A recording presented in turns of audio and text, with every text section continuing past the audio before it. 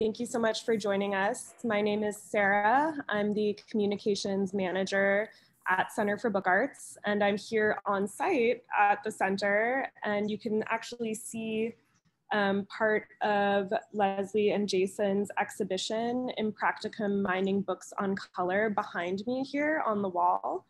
And I really quickly, before we begin, wanted to just acknowledge that the Center for Book Arts is on the ancestral and unceded territories of the Lenape people.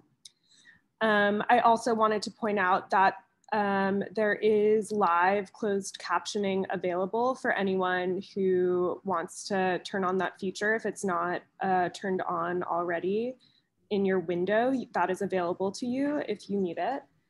Then next, I want to introduce our moderator, Emily Larned. Just one moment. Emily Larned has been publishing as a socially engaged art practice since 1993, when as a teenager, she made her first zine. She is co-founder of Impractical Labor in Service of the Speculative Arts, established in 2008, a union for reflective creative practice, which explores the immaterial working conditions of impractical laborers through participatory projects, publications, and exhibitions. Through her imprint, Alder and Frankia, established 2016, she publishes new collaborations and reissues of feminist archival material. Emily's artist books, zines, and publications are collected by over 70 institutions internationally, including the Tate, the Brooklyn Museum, the V&A, and the Smithsonian, and are exhibited around the world. Her work has received design accolades from the AIGA and the Type Directors Club. She graduated from Yale School of Art with an MFA in graphic design and is currently assistant professor of graphic design at the University of Connecticut Stores. So Emily, take it away. It's all yours. Thank you so much, Sarah. I really would like to also thank Jason and Leslie for inviting me to be here today.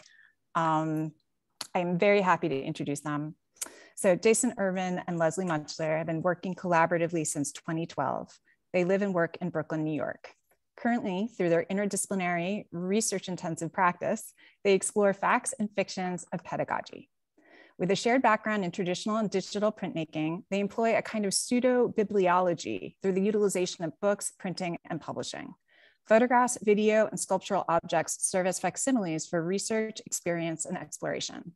Their projects investigate the evolving meaning of printed matter and the sacred spaces print occupies in the context of analog and digital technologies. The pair has had solo exhibitions at Monaco, St. Louis, the Delaware Contemporary, Wilmington, Delaware, NARS Foundation in Brooklyn, Grizzly, Philadelphia, the Print Center, Philadelphia, Center for Fine Print Research, Bristol, UK, Space Gallery, Portland, Maine, Atelier Circulaire in Montreal, among others. They have been awarded numerous residencies, including Edition Basel in Switzerland, Cork Printmakers International Visiting Artist Residency in Cork, Ireland, and currently in residence at Dieu Donné in Brooklyn. Both are affiliated with Pratt Institute, where Mutchler is a chair, a foundation program, and Urban teaches publishing courses in the communication design program. And it's only after completing that bio, or actually having to, Leslie, I realized I've never asked you how to say your last name. Mutchler, you got it. Okay, I did. Okay, all of a sudden I was like, it's Mutchler for sure. And she's just like being so good and just like not interrupting. Mutchler. Thanks, Emily. A pleasure. So I believe, the two of you want to start by showing the video? We do. And before we start the video, I just want to say thank you to Emily for moderating today. Thank you so much for being willing to do this with us, have a conversation. It's been a long time, but we're happy to talk with you again. And thank you, Sarah, for hosting this today, and to the CBA for, hosting our exhibition and allowing us to have this talk. Yeah. So what we're going to do is start with a video from the website. It's a 9-minute video, and I think it's just a good baseline for us to start. It'll be succinct versus the two of us kind of just talking about the work. Mm-hmm. And then we can go from there with Emily with some discussion. So I'm going to share screen, and then I am going to click play on the video, and we'll be back in 9 minutes. Start lecture. Rotate an open book. Let's begin. Welcome to the Coloring Practicum, a course focusing on the facts and fictions of color. This course has grown from an impulse that is playful and curious and makes no claims to authority. Turn page.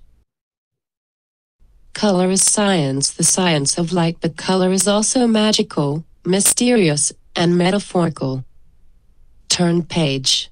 More than just a practicum, a course emphasizing the practical application of a field of study, this coloring practicum is in no way bound by usefulness and applicability. Coloring practicum is an immersive and interactive digital experience of light, color, and their many traits through rational and irrational applications in the context of historical precedents and speculative interpretation. Turn page. It is a laboratory and a playground. Through a series of interwoven prompts, we explore color and its visual, aesthetic, and conceptual effects. Turn page.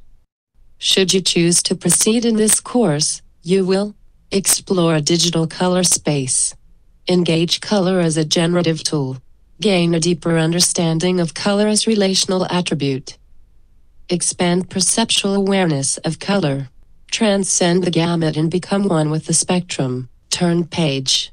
We are faculty, but so are you. Here, we are collaborators. From ideation to execution, we share in all aspects of our practice. Here, our effort is gathered. Here, our voice is shared. Our partnership is a political act modeled through a co-equal approach to authorship. We aspire to be equal and equitable partners. Turn page. For the last 3 years, our research has been about color. Color can be thought of as a crossover field of study in that it impacts and is informed by many different disciplines. We mash up a broad range of color influences into our work, from traditional color theory to color and science, pseudoscience, and the spiritual. Our installations consider the way color operates in digital space in contrast to analog space. Turn page. Color is absolute. Color is relative. Color is real. Color is imagined. Color is fiction. Color is fact. Color is everything. Color is nothing. Color is analog. Color is digital. Color is physical. Color is ephemeral. Color is science. Color is religion. Turn page. We go to libraries and read, dig through, and photograph historical texts. The degree to which conjecture and supposition is passed off as quote science unquote in many classic color texts is eye-opening but not surprising. Biren, Itten, Munsell. The way color is seen and interpreted has been so informed by often misguided biases and social norms. Turn page. We cull through books about color theory, aesthetics, optics, and poetry, pairing it with geological photographic images. Geological matter references the physical origins of pigments, a story for another time. Turn page. AGSR alter red to blue-green is a color alter surrounded by an arrangement of beadworks. It is a shallow dais for self-reflection incorporating a meditative video and a plinth adorned with geological matter. It might be viewed as a triumphal arch or a tower. It can be seen as a portal or an all-seeing eye. Even further, it might be a psychedelic manifestation, a hallucination, or a spiritual presence. It is meant as a space of possibilities. Turn page. Circles and circles. Each beadwork is a unique color story consisting of an arrangement of 108 handmade beads. Each contains a variety of type and quantity of color, allowing for relational color explorations. These are tools. These are artifacts. They are the result of a long pandemic year where our kitchen was also our studio. Humble, everyday materials, salt, flour, oil, pigment, mixed and kneaded and formed and baked. Repetition. The beads are an analog wellness app to occupy our hands and distract our minds. The beaded forms might be necklaces or rosaries or japamela. These pieces are tools for meditation. Turn page. We live in a world of glitch. A moment in the ephemeral color space is interrupted by a geological formatari in our shared reality. Yes. Misalignment occurs and pattern is displaced. Turn page. Can color heal? 4 colors rearranged trading figure and ground. These handmade paperworks are meant to function as an optical exercise. The viewer is invited to stand in front of the grouping and await therapeutic effect. Will relief come? Color with a U. Color with you. Say it, magical color therapy. Perhaps repeating the phrase to oneself might help alleviate stress and anxiety or provide momentary distraction. Turn page. Analog color therapy is a recreation of a 1970s photograph of woman receiving color therapy treatment from an edition of Man, Myth, and Magic. The Illustrated Encyclopedia of Mythology, Religion, and the Unknown, where he staged the photograph thinking about digital or GB color space. We processed those photographs using risographic printing and collated them into a short looping animation meant to simulate an analog color therapy session. Red, green, blue. Turn page. A geochromatic library, a collection of books pairing the language of geological matter to the language of color codes. Hex codes take their name from their 6-digit structure, but the word might also refer to a spell or a curse. Could the hex code, when read or spoken aloud over and over, possibly become a meditative practice and transport us to another dimension? The dimension of color space. Turn page. A little less than 100 years ago, psychologist Carl Zenner invented his Zenner card deck as a test of extrasensory perception, or ESP. Using a suite of 5 graphic shapes, Zenner and a colleague claimed to have detected clairvoyance in a handful of subjects. People look for agency and control in unlikely places. In a moment when social and political systems appear to be failing, and some say truth is subjective, why shouldn't someone choose to believe that they have a greater psychic awareness than others? Some do. Turn page. As artists, we try to follow tangents.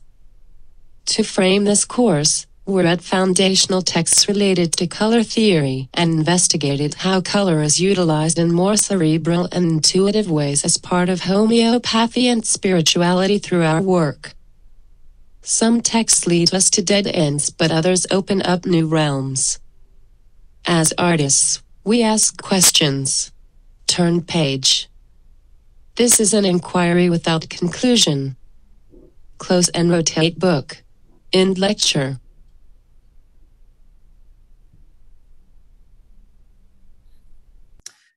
So we're going to pass it off to Emily to moderate, but we wanted to share that video. I think I want to give it a little bit of context, please.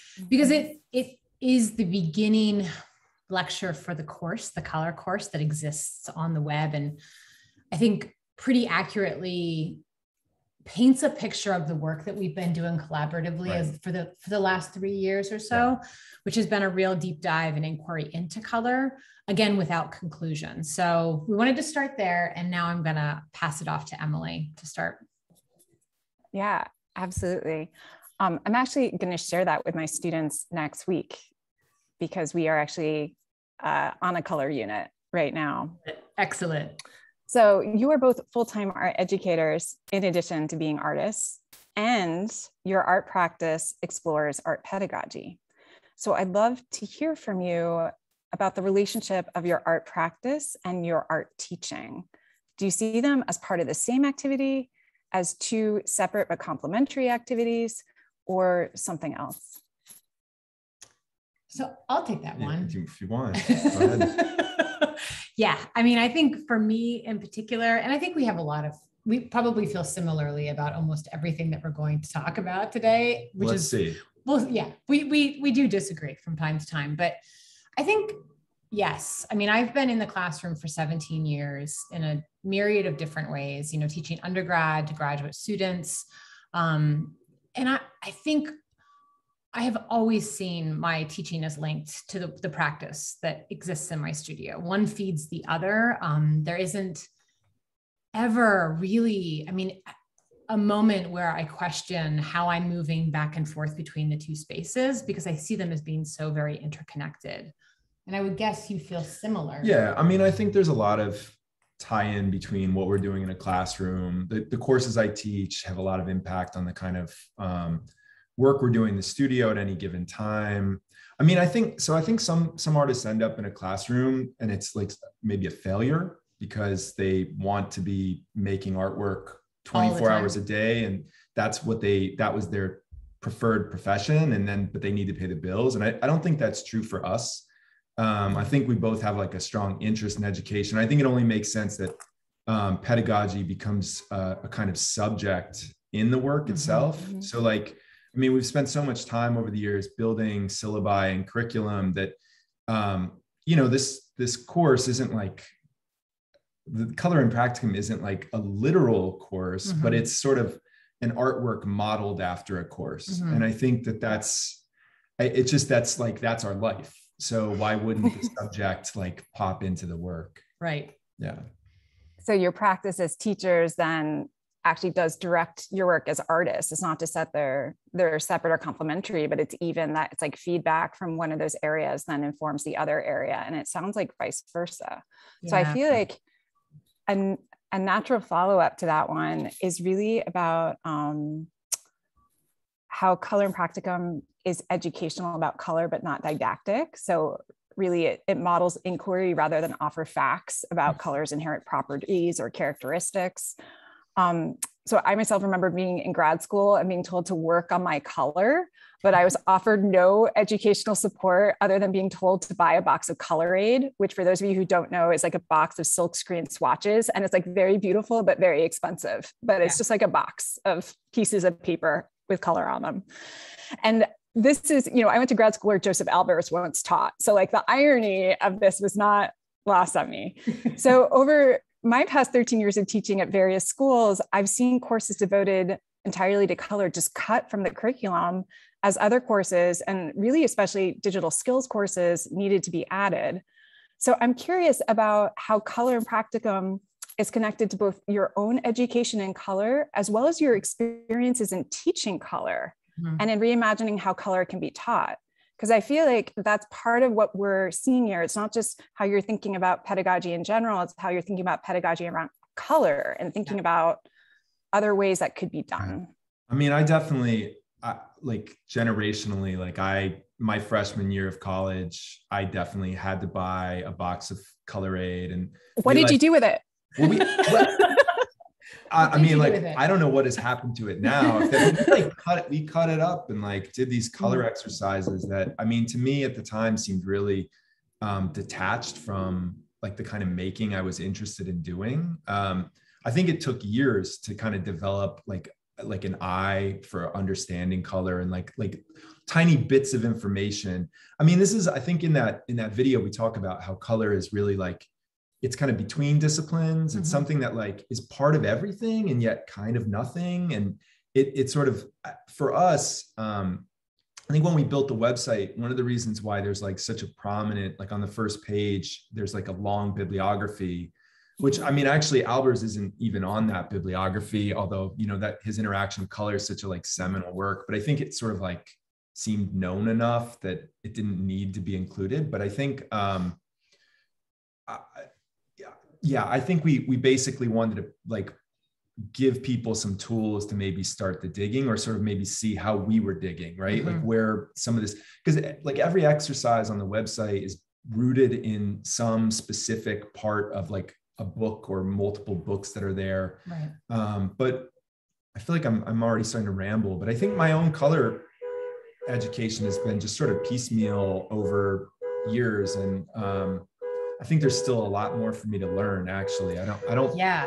Yeah. I mean, I think I'll pick up there. Yeah. My color education, I mean, I'm one of those unique cases. I started in undergrad in a totally different major than art. I mean, I went to school for journalism and then switched out halfway through my first year, and somehow got passed through the sort of normal foundation classes with transfer credits that I had taken while I was in high school. And so I had no real formative foundational experience, and didn't really think about the lack of a formative foundational experience, specifically as it relates to color, until I was in graduate school, coming out of the other side of graduate school, where I too was told to think about my color with no direction. Like, no, what does that mean? None, Right. None. Just well, you really took it to heart, Leslie. Yeah. I mean, like well, decade later. I sought out faculty that taught in foundation at that time and was like, okay, I need to know what this is. What is this? Let's talk about this. And then started teaching in foundation and fell in love with this, fundamental experience, this learning that someone hopefully gets to, have within their first year of art or design school, specifically how color fits into that. And, really, I think that kind of instructed the way that I taught and thought about foundation at UT for several years. And then was, a big driving interest of mine and a couple colleagues. We developed a color course while I was leaving UT, called The New Color, in which we were inviting scientists and scholars and persons with different types of relationships to color to the table to talk about the fact that color is not just this, it's not just our relationship to pigment. It's not just additive or subtractive. It's also magical, and it's also spiritual, and it's cultural, and it's just such a multifaceted thing that we don't really understand, right? And it's relative too. It changes constantly. So, and now kind of where we are situated at Pratt, I'm super lucky to be the chair of a foundation program that puts color at like front and center. We have a light color and design course that is a year-long course, and we are committed to teaching color to students. So I think that's really shaped where we've landed with this work in the last couple of years, and how it's kind of centered us into color. I mean, we left UT, and Leslie wanted to continue development on the research of that course. Yeah. And she was like, look, that's the past, but do you want to move forward? Can we bring this into what we've been doing? Are you interested? Yeah. And so that's kind of where we started to get in. It's, we traveled to Yale, to the Faber-Biren collection. I mean, there's, it's kind of I feel like color is just for us, for me, it's just been an excuse to learn some new things that, it might've been something different, but that's what it happened to be, I think. It just keeps giving over and over again.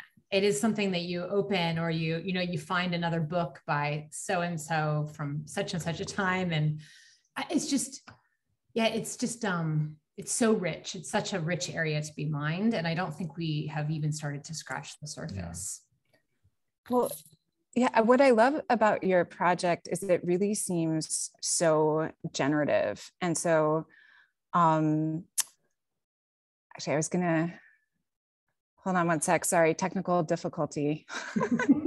I was gonna share a screenshot, but I didn't have it open. Remember doing this stuff in person when there weren't technical difficulties? Yeah. We could just have a conversation. There with were other bodies in the room. There were always technical difficulties. It's true. The slide projector jams. Yeah. Okay. So this is just getting a little embarrassing now. One more second. Here it is. Okay.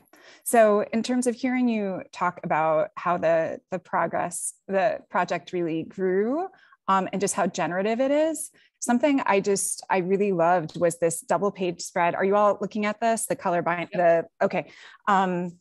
Of this list of statements in relationship to each other that just seem to me so deeply generative that basically you could have an infinite number of projects just based upon this list. So I'm kind of curious, did this list have to get edited down? Was it even longer and you're like, no, that's too many? Or was this kind of like the natural emergence of all the research you had been doing where you're like, or is this really coming out of conversation with people in those different disciplines that helped maybe open up how you were thinking about color or potentially about how to explore color with students? Yeah, I mean, I think it's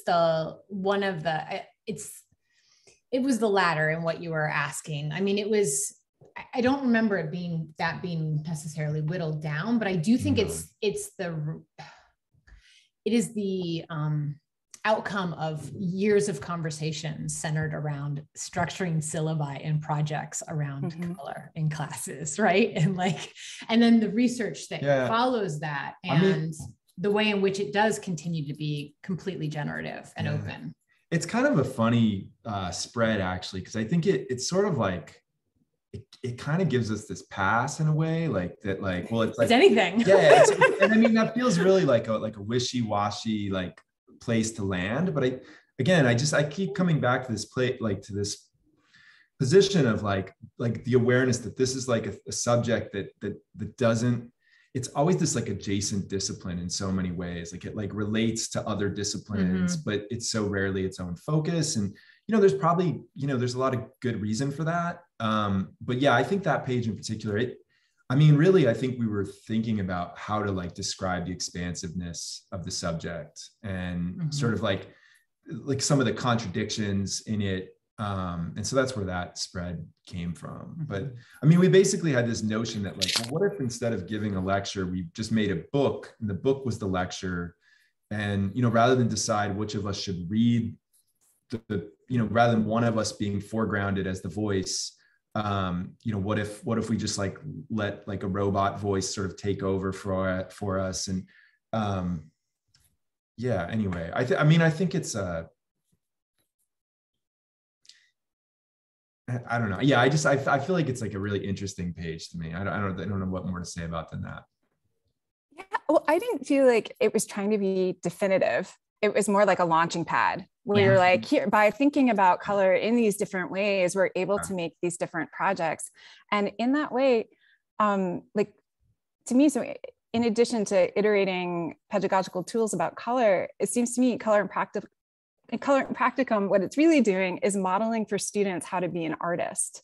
So in particular, I'm thinking of screenshots that were such as like, as artists, we try to follow tangents, but you also gave another artist talk where you made a book that had some additional spreads in it, such as this one. So just ideas that research and iteration leads to ideas. Pick a subject and make it an investigation. This will lead to something new. And so I was wondering if you wanted to speak a bit about that. So especially Leslie, you're teaching foundations, right? So it's like you are chair of foundations. So in not only teaching, but also overseeing the holistic nature of the education. But it's also looking ahead, right? To like thinking about how to do your own research as an artist. So I was wondering, if you wanted to speak to that. Definitely. I mean, I think our teaching, I will say that our teaching at UT Austin for 10 years was super formative, and that it really caused us to situate ourselves as artists, makers, creators in a really expansive academic field. UT Austin is massive. It is massive. And the art and design department is a very small part of that massive entity. But while we were there, it was not lost on us, and it actually became really important to us, and then important to help kind of instruct students and think students about their practice as research, right? It starts somewhere. Where it starts is up to you. You find the impetus and then you follow that, right? And I don't think it's only about teaching students to frame their work in terms of research that's important, but also sparking curiosity somehow, right? Getting them to know that, or to think that the pursuit of knowledge within their own practice is the crux of that practice, right? you're constantly searching for something, and you can drive that search, you can let that meander where it will, but really, like, I think those are really fundamental ways like to get students, especially young students, to start thinking about their own making and their own practice within the classroom. Yeah, I mean, we've both spent a lot of time trying to figure out the best way to help other people make things. And so aside from the like course content that has to be covered, like here's this formal or technical skill or, subject.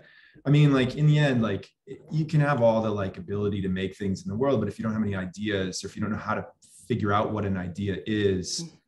So I think like that, like working with students in that way has like taught us like similarly. And UT research was king in so many ways. And it was like, this is art, but it's not like a flaky activity that can't have like some discipline to it, or, like it almost doesn't even matter where it starts, just recognizing that there is a start. Like it's not a lightning bolt that strikes you and you just suddenly have great ideas. There's this really, it's an older book, maybe from the 70s, called The Triggering Town by the poet Richard Hugo. And I feel like sometimes poets have like better ways to describe the process than visual artists. But I haven't even read the whole book, to be honest with you. I've read the first few chapters, which I think are the important chapters. I mean, that's why you put them first, right? I got what I needed. But the thing is, like, there's like, you drive through a town and you see something, and that something that you see, and I'm paraphrasing here, obviously, is like, it's the triggering event that sets you down this path of like writing your poem, and the moment you have that one kernel of reality and that one kernel, that one spark, like you maybe don't need more to do it. And I think like that's where the research comes in. Like we come up to Yale to go to the library, or these other places, and it's like it all just kind of is, it's these sparks. And then in the studio it becomes much more abstract and like untangible, which is why we like really stress that the course is not, it's impractical, right? Like this is not really, or what I said in our meeting, like when we were talking about this earlier, Emily, like it's like about teaching without teaching, right? Where like it's sort of like that's our subject, but it's not really what we're doing. But I don't know, maybe we are, because I'm really flattered that we might be like laying down a blueprint for people. I do. And in fact, I have more to say on that subject, because the other thing I was thinking about what you're saying about it being impractical, right? That it's shaky or fallible. It's not a collection of facts. But it seems to me that this sort of impracticality, like this really open, curious-led approach, is actually deeply practical, as it does model the creative process. So how to be a curious person, how to collect and analyze and use information to make new things, how to research, how to generate, all of which could be applied to just about any creative field in the so-called real world. And in conversation, Jason, you mentioned you see the project as being more about education than about color. And so I'm wondering if you see color and practicum as offering an alternative to functionalism in education, and just kind of like how do you see its role? I mean, I definitely think that like one of the things I learned moving from like a fine art printmaking program to a ComD, like I'm teaching publishing. There's a lot of the similar skills, and I'm covering similar topics. I use similar references, but I found that the students were much more used to like very specific briefs, to generate assets. There's like language changes that happen, but also like there's an expectation of clarity. And I think that like as an educator, I'm much more comfortable like operating in this gray area where I give like prompts, like in there, I'm not like, it's not like I walk in and just say, make something. Like I tell them, here's like your targets, what you're shooting for in different ways. But I also am like really open-ended with a lot of it. And, I think in a lot of cases, I think the moment they realize like they won't be punished in a grading sense, most of them come around and really like sort of embrace I haven't gotten like specific complaints about that aspect of how I teach. But I think, I don't think like the functionality is, I think it's such a cliche, but it's like about creative problem solving. And sometimes it's about creative problem generating. Mm-hmm. And I think like the more there's room for students to explore that way, I think the better. I feel like that's the way we operate in the studio. So like it's disingenuous to approach the classroom in a different way. Yeah. Yeah. So I think that's right. I think it is disingenuous to approach the classroom in a different way, or at least it wouldn't, it just, I can't even imagine it working. Like, I don't know how that would work. It's so tied again for me. And I think for you, it's the practice has become the teaching, the practice that there would be no reason to not allow for that type of exploration, curiosity, and engagement to happen. Right. Yeah. And I mean, the other thing, like this is, I guess, maybe speaking of tangents, like I think just it's not in my nature to, like certainty is not my nature. And I think the idea that, but it is mine. So it makes for a really interesting dialogue.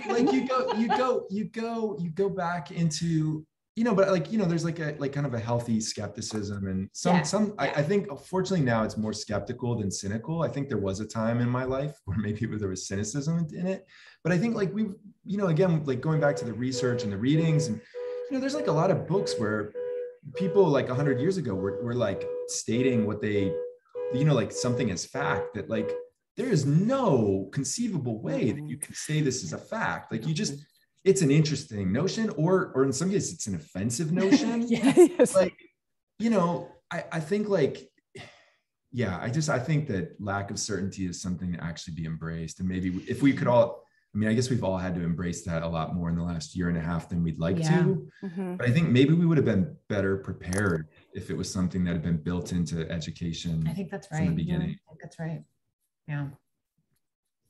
Well, I mean, I think anyone in exploring the Color and Practicum website and realizing they're experiencing a kind of like nonlinear experimental course can't help but think about all the online learning during COVID. And so I'm wondering, I know that you both were teaching remotely or like hybrid this past year and a half. And so, I'm wondering how your experiences teaching remotely, teaching over video, or perhaps making videos, like did that inform this project and thinking about making an online course?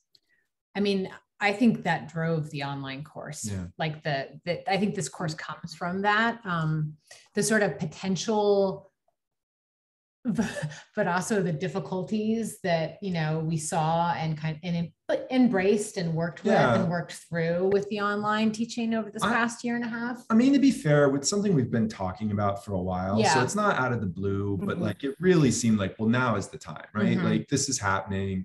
We should build something. And, it's like a destination website that you have to make an effort to go to. It's not a platform. And, like we say it's collaborative. I mean, I think that this is like a first step in some way, like, because it's not something that people can engage with. And if anyone wanted to send us screen captures of anything that they do on the different exercises, that's great. Some you have more control over than others. But I think really like it is something that was triggered in the moment by, the situation we're in. And I think, I think I've had some really good experiences with online teaching, but, I think it's more like, well, how can we use this system as a way to deliver some sort of art experience? Right. Yeah. Plus, and to make it accessible in a way that maybe it otherwise might not have been, right? Plus we love making things that can't be sold or commodified.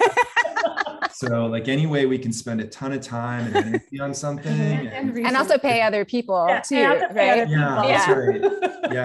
Yeah. We worked with a coder on this, and he was awesome. He was. That's like our style right there. I know it well.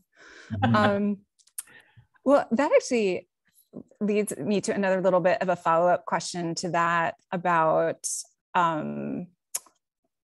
the role of students in the course. So another spread I was really intrigued by is this one. We are faculty, but so are you. Here we are collaborators. And so, my next question is really going to be about the two of you collaborating, because I would love to hear more about that. But in this spread, it's also really speaking to the collaboration between faculty and student, which in your course is often, there's no engagement, right? Because people are at the website doing things and you don't know you're not walking around the room, like looking over their shoulder. And so, yeah, I'm wondering if you could speak to that. Like, what is the role of students as collaborators in this course? Like, do you have any future plans for thinking about collecting work from people or their responses? Or You're gonna talk about Trend Factory? Mm-hmm. Yeah, I mean, it's something that we've talked about in relationship to this, like what next steps are for actually engaging with students in this course, right? Or viewers or participants, let's call them participants.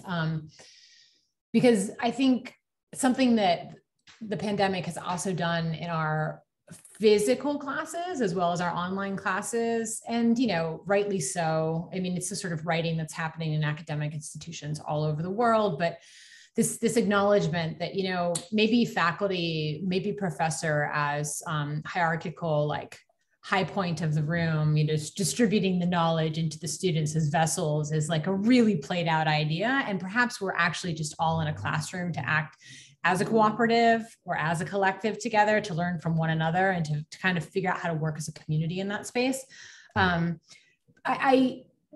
Before we started collaborating, so I don't know, a while ago, I did a project for a couple of years called Trend Factory, in which I created a bunch of, silkscreen relief printed, chipboard substrates that were all scored and could be folded by a participant in the gallery, and they could make an object out of this flat piece of paper or chipboard that I offer them. And then the idea was that they would photograph the thing that they've made, and then they would upload that to a site so that I could start to see what people were making with the material that I was providing.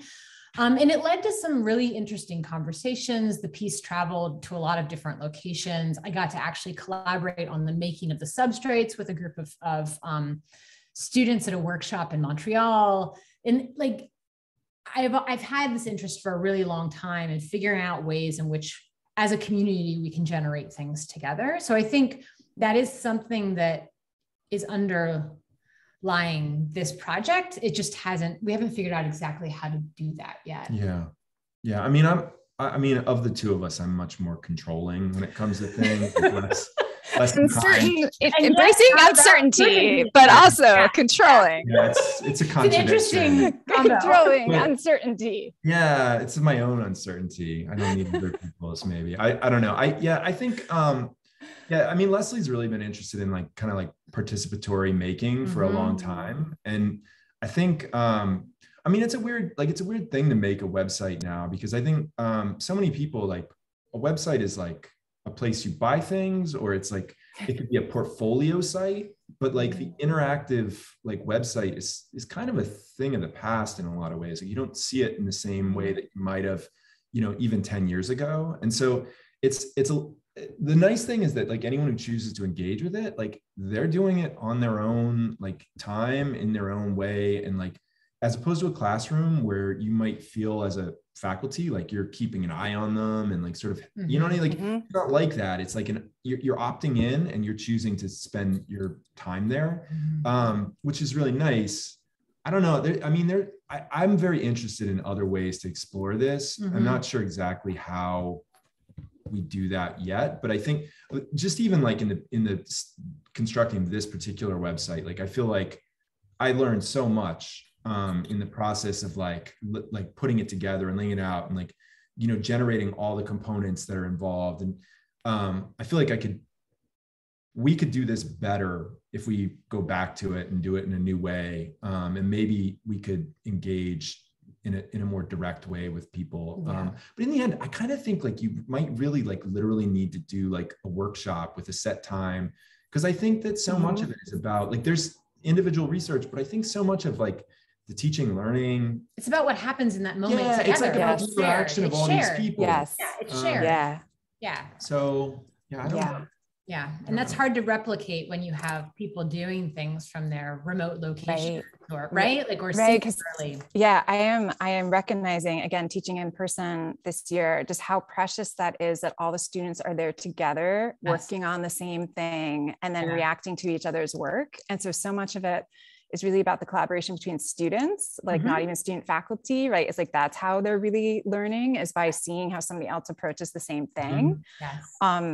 And so I do love the idea of a workshop where people could actually be physically present, and then, you know, or maybe it's even a remote workshop, right? People could be in other places, but they're in Zoom together, at least, so they can share screens, or like they could be put in different rooms, like breakout rooms, and they could be in some way in the same classroom. I mean, I think some of the phrasing in the book is really aspirational. So like, it's something we're like working toward, even if it's not fully present, and we're getting there, you know, we're moving in the right direction. You've learned from reading all those color books about just like misstating things that aren't facts, right? You're like, so like, therefore stating aspirations, stating what we think things are, what we hope to be moving towards, which, you know, again, another thing I really love in the artist lecture that I believe is a link to it has been dropped in the chat. It's an opening spread of an artist lecture where you explain a little bit about how and why you collaborate. And you refer to it, I thought somewhere, as like practicing equality. And so you know, you are life partners, you're parents, you make work together. So what forms does this collaboration take? How do you work together? How long have you been working together? Do you follow certain patterns and often find yourselves taking similar roles, or are things constantly shifting and it's a constant negotiation? Like, how do you work together? I think there's a lot of negotiation. I think there's a lot of back and forth. I mean, I don't know, the studio practice is one thing, and then, you know, the like home life and all that is something else, but I mean, it's connected. It is. And like our son is, you know, like a lot of artist parents, like I mean, he's very comfortable. Like he likes the studio because it usually means he gets to like time with the iPad, and, you know, like he also likes providing input into our work and likes it when that input is absorbed and taken seriously. It's true. It's true. He fancies himself a third collaborator at this point. He's 9. But yeah, I mean, I don't know. I mean, I think there's a lot of talk about collaboration and community nowadays, right? Especially in academia, in the classroom and around the classroom, and in, you know, our communities of departments and schools. And I think it's really hard to actually obtain real, like to make real collaboration and to make collaboration amongst community members work. It takes effort, you know, it's stronger and more rich and more, you know, exciting to take part of a collaboration where there are, where people can be honest, and where people can really feel comfortable, I think, and trusted, and share who and what they are and bring that to the foreground, right? And I think that's why this works. We're fortunate that this works because we like each other. Yeah. We get along fairly well, but we also are very good at disagreeing with each other when we need to disagree with one another. And so I think, you know, you said it really nicely. We're constantly renegotiating. But I think the negotiation is what keeps the work for us fresh. Mm-hmm. Well, and I think, well, go ahead. No, go ahead. I was going to say, I think we both really like change in a way that not maybe everybody does. Yeah. So like, I think it's really not unusual for us to like, I mean, we're pretty excited to like parachute into different situations and like have to like refigure it all out again. And like, so whether it's a residency or an apartment or, you know, a different studio, or, I mean, for quite a long time, we were working without a studio. We have one now. And I feel like, I think we're pretty comfortable with like, just things not lasting. Like we're the thing that lasts at this point, and like everything else is just sort of like moving in different ways around us. So I think it's good. I think it's like, I can't really imagine another way. It just seems really natural, I think, to us. Yeah. And it's only, we've been collaborating now since about 2012. Which actually coincides with the birth of our child and became the moment. I mean, we were already doing some of it and we shared that. studios, and we would, but you know, it's funny because I think we've known each other for a long time now. I never thought our work would have ever worked together. I've always thought of us as having both printmaking backgrounds, interests in print culture. I've always thought of myself much more aligned with process, multiples, sort of the logistics around what print is and how a community works in a print shop. And I've always thought of Jason really as an image maker. Right.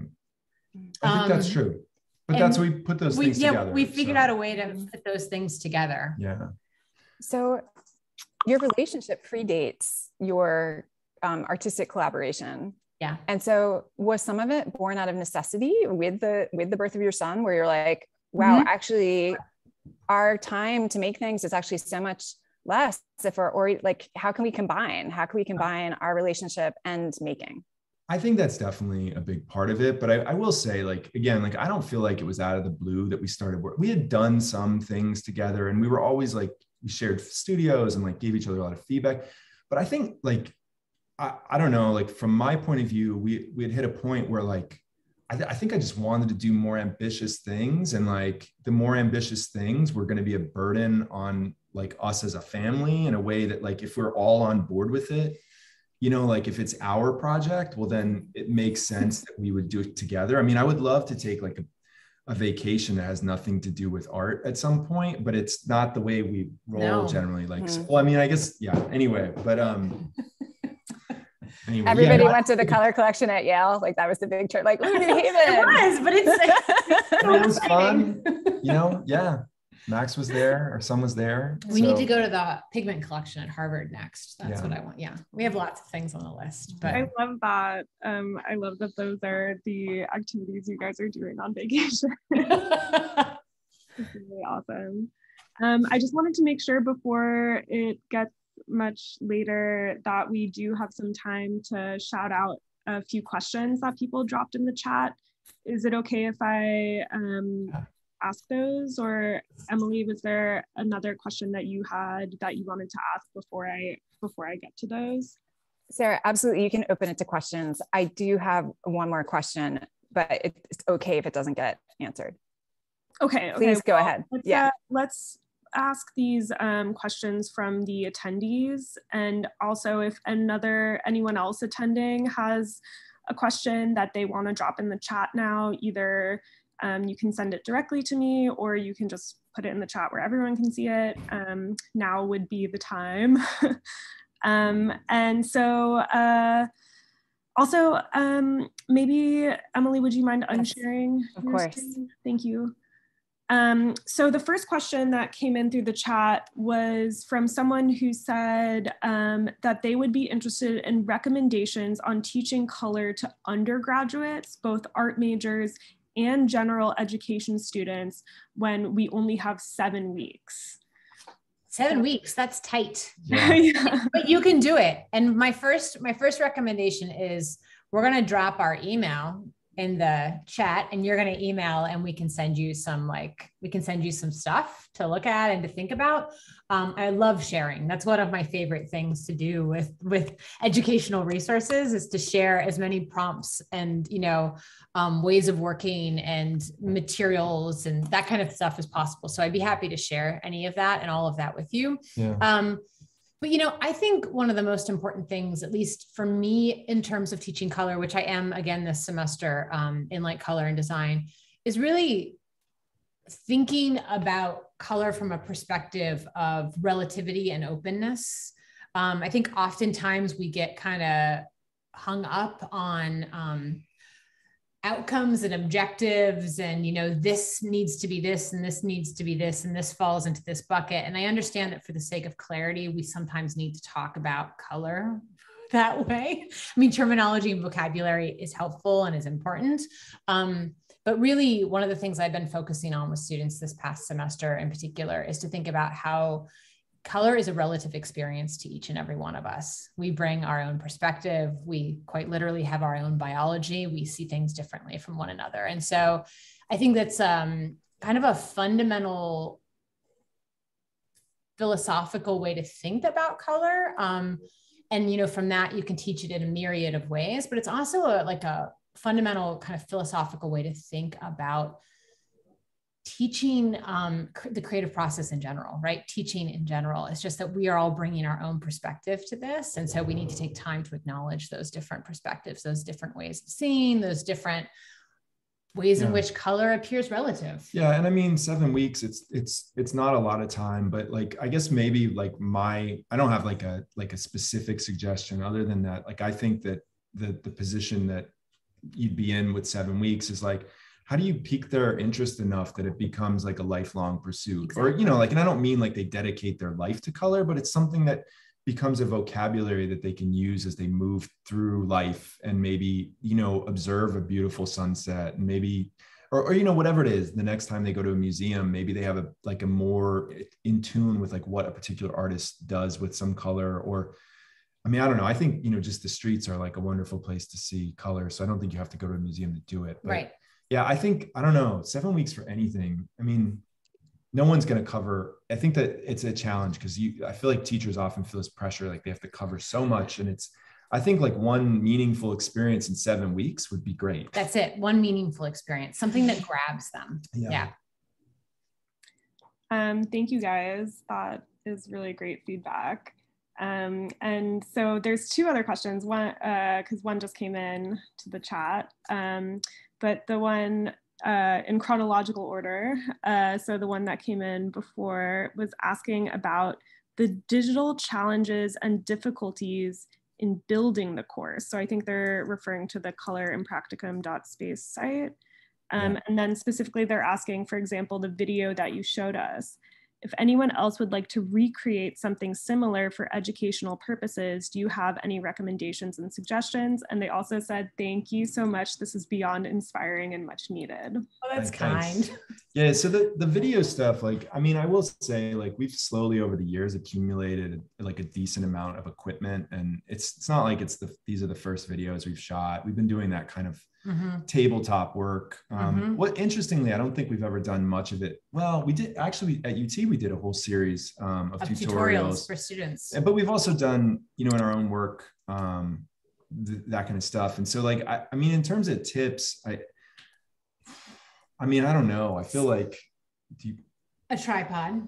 Well, yeah, I mean, but like, and I like, good, you know, lighting. We have like soft boxes for lighting. We have a pretty decent used camera from B&H. You know, we spent over $1,000 on our camera, which is not like what a pro photographer would probably use. No, but like for us, a camera phone will do a good job now. I mean, I really think it's about like, I mean, I tell my students now as they're starting to document their work and they're young and they're learning how to do this, right? It's about a decent camera. It's about light. Yeah. Make sure you're working in a space where you have adequate light. And if you're not, then you need to find a light setup that will work so that you have adequate light, right? And then I think stabilizing the machine that does the recording. Really. I mean, Premiere isn't that hard to use. I mean, I feel like, again, I've been using it for kind of a long time now, and I'm not like a pro editor, but like I know enough to do, like, it doesn't take that many tricks. If you do a decent job with the filming, there's not like all kinds of special effects that you need to drop into anything. So, yeah, I mean, I think the best way to move forward is just get started. And I think if you can't do it like in a sort of like polished way, then I think you embrace the like roughness and just kind of go with that. I mean, I've definitely in the last year done a lot of like 3-minute, 5-minute videos for my students, like teaching them things where it's like in my kitchen, we're moving. And so it sort of depends what it needs to be. We wanted the videos for this to be like, to have like kind of this, you know, ASMR kind of quality where like, they're just sort of being flipped through in a really like kind of controlled way. But I don't think most things need that. So, and I don't feel like students have any like generationally, I don't think like the current crop of college students really cares about level of polish. Like, I don't think that's like a critical ingredient for them. Yeah. But yeah. See, Annie Mae has a question. Oh, yes. So I was gonna read that out, but would you prefer to read it out yourselves or? Annie Mae. I have a question about the rules. In a way, you are made. She ask the question, Annie Mae. Oh my God. Well, hi. Hi. Well, my students have been perusing your website in my publications class. And as they're going through it's really inspiring them to put different backgrounds on their work and combine. One very much has, I'm sorry, this is going way too long.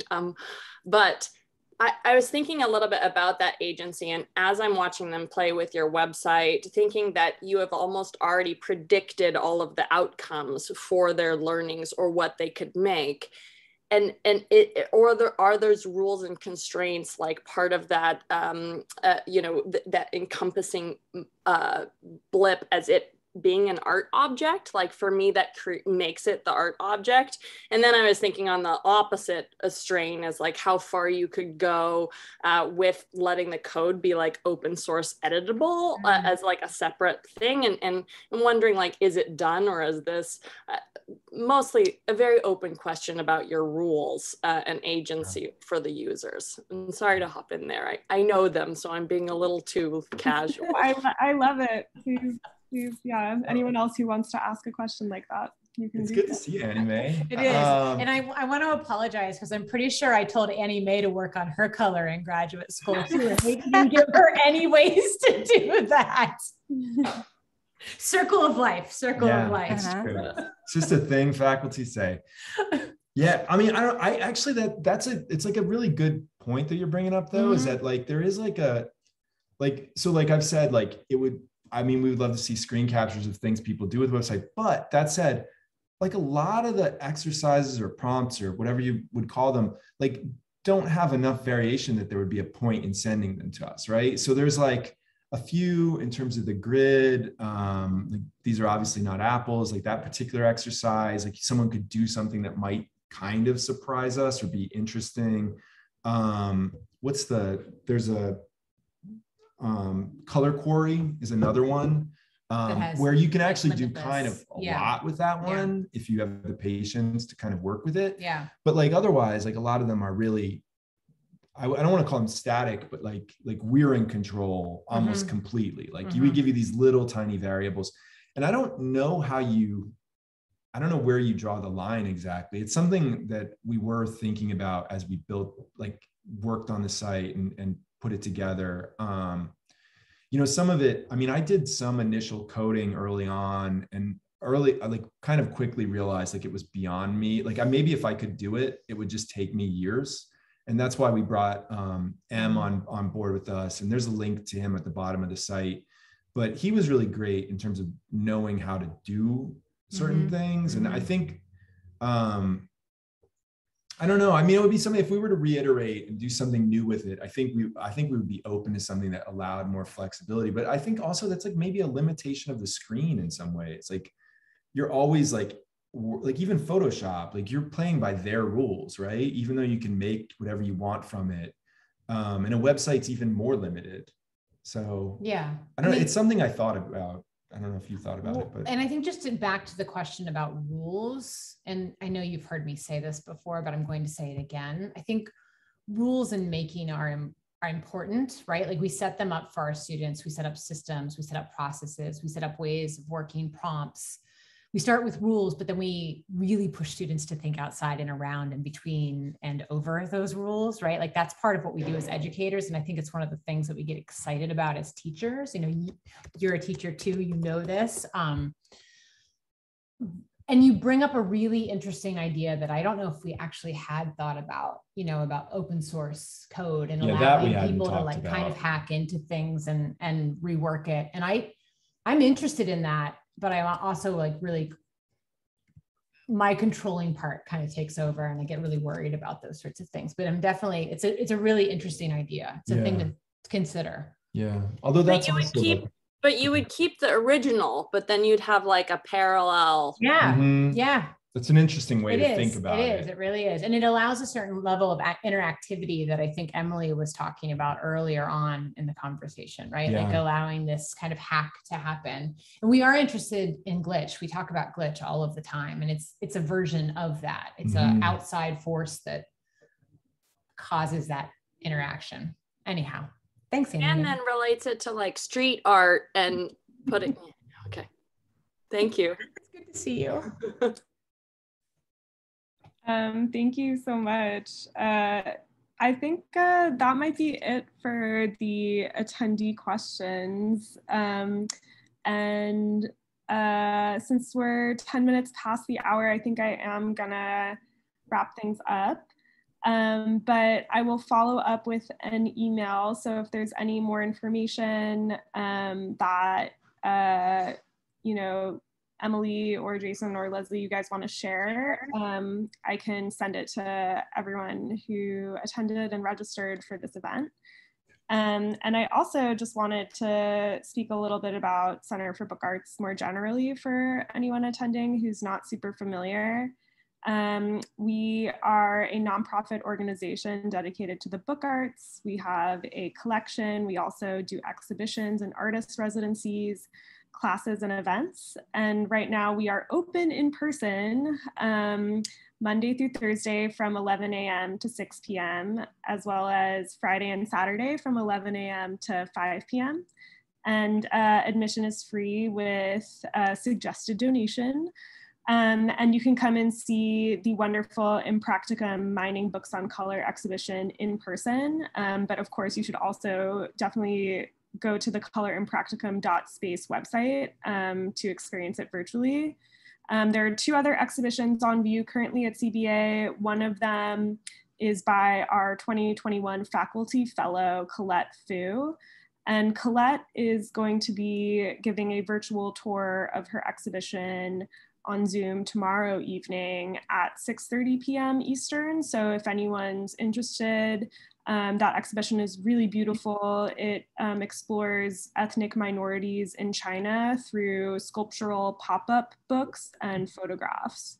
And the best way to stay in touch with us and abreast of all of the offerings, programmatic offerings we have, is to subscribe to our newsletter, our email newsletter, follow us on social media at Center for Book Arts, and you can also email everyone again directly from my work email. So if you have any questions, you can follow up with me.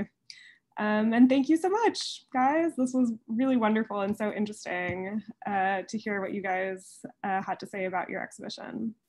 Thank you, Sarah and Emily, yes, and everyone for coming. Appreciate it. Yeah, thank you very much. Thank you, Emily. Thank you, Sarah. It was my pleasure. Thank you, everybody. Have a good rest of your day. You too. Bye. Bye.